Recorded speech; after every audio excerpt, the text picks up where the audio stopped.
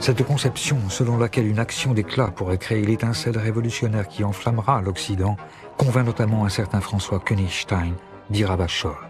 Il adhère au mot d'ordre de Louise Michel et Kropotkin, qui sont, avec Malatesta, les nouveaux théoriciens de l'anarchisme et qui ont appelé à la révolte permanente par la parole, par l'écrit, par le poignard ou la dynamite.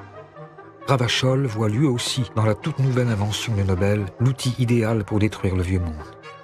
Il se forme à la manipulation de la nitroglycérine et, à la suite de la répression féroce des premières manifestations du 1er mai en France, sa révolte se changeant soudain en fureur, il décide de passer à l'action. Le 1er mai 1891, les anarchistes décident de faire une journée de lutte et d'action. Pas une journée de défilé ordonné comme c'est devenu de nos jours. Et donc, il y a des échauffourées à Clichy, où les flics tapent sur les anarchistes et les anarchistes tapent sur les flics. Et puis, à Fourmies, dans le Nord, il y a une fusillade contre les femmes et les enfants qui sont devant le cortège.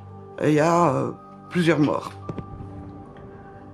Et c'est à cause de ça que Ravachol pose des bombes.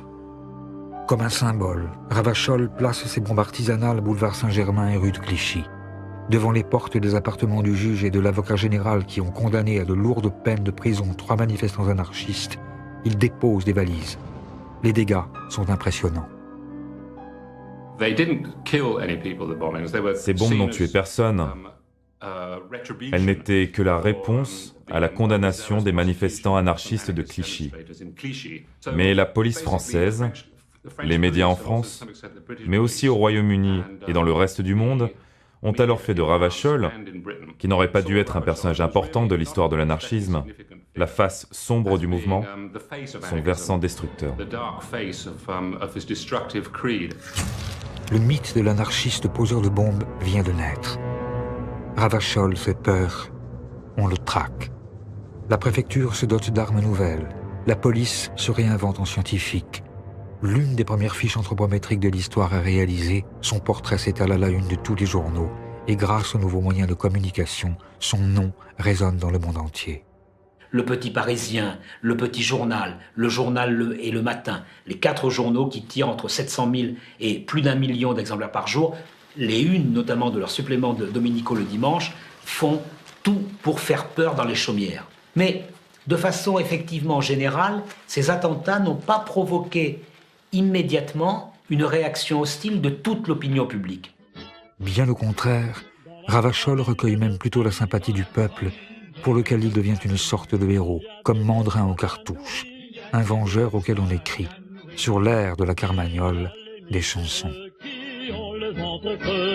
Dansons la Ravachol, vive le son, vive le son. Dansons la Ravachol, vive le son de l'explosion. Pour devenir un exemple de pure révolte, l'anarchiste doit payer de sa personne. Ce n'est pas le terroriste qui fait son attentat et s'enfuit. Au contraire, l'anarchiste doit affronter à visage découvert la société et devant le tribunal revendiquer ses actes. Il doit se servir de son procès comme un formidable mégaphone et faire résonner partout le nom de l'anarchisme. Fidèle à la stratégie de la propagande par le fait, quand 3 jours seulement après l'explosion de sa dernière bombe, Ravachol est arrêté, il assume ses responsabilités. À son procès devant le tribunal de la Seine, alors qu'il sait qu'il joue sa tête, il soutient son geste. Il y a actuellement un trop grand nombre de citoyens qui souffrent tandis que d'autres nagent dans l'opulence. Cela ne peut durer.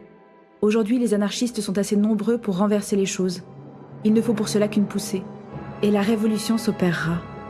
Ravachol est condamné aux travaux forcés à perpétuité, mais rattrapé par une vieille affaire de droit commun, il est condamné à mort. Et c'est par un froid matin, à Montbrison, que sa voix qui allait crier « Vive la Révolution » est coupée par le couteau de la guillotine. Son exécution, loin d'effrayer les autres libertaires, apparaît comme une déclaration de guerre.